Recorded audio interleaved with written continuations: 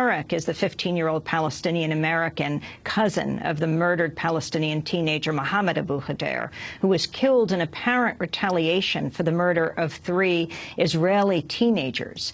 Video emerged over the weekend of Tariq being severely beaten by Israeli officers after being detained during protests over his cousin's murder. Tariq said he was watching demonstrations in East Jerusalem when he was seized.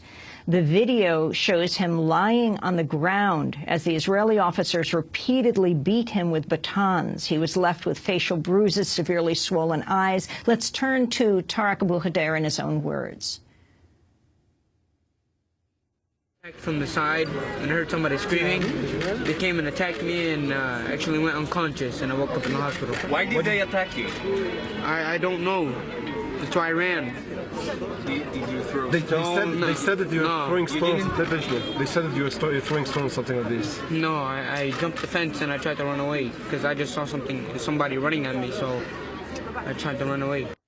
So Tariq Abu Khdeir, the young man you just heard, if you're listening on the radio, he has 2 black eyes, has been charged with assaulting a police officer and has been released into house arrest in East Jerusalem. He actually lives in Florida, but is in East Jerusalem for the summer visiting his family.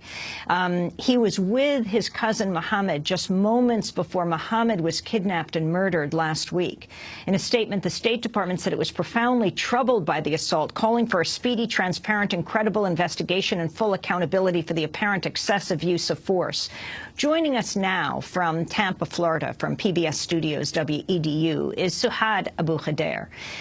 She is Tariq's aunt, as well as a relative of Tariq's slain cousin Mohammed. Welcome to Democracy Now! Thank you so much for joining us. Our condolences.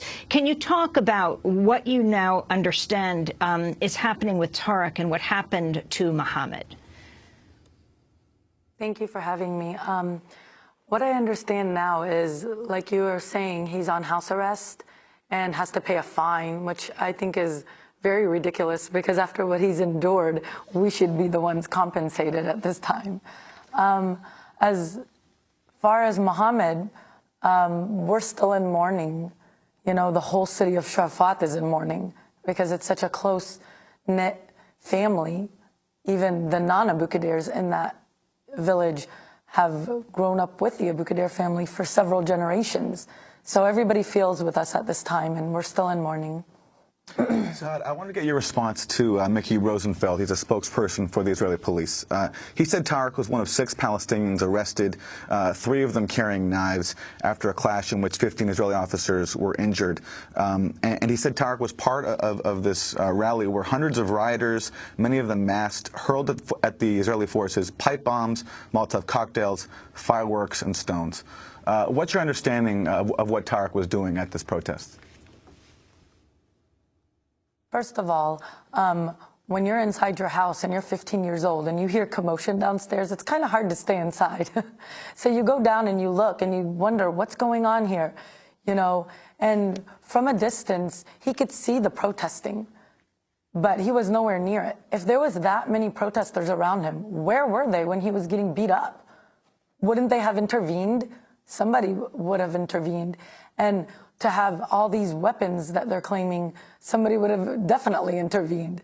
But as far as everybody's claims that the 6 that were with him had all these weapons, all the weapons that they could have had in the world don't even justify this brutal attack with nobody around him. You can see in the video, nobody's within the vicinity of Tariq.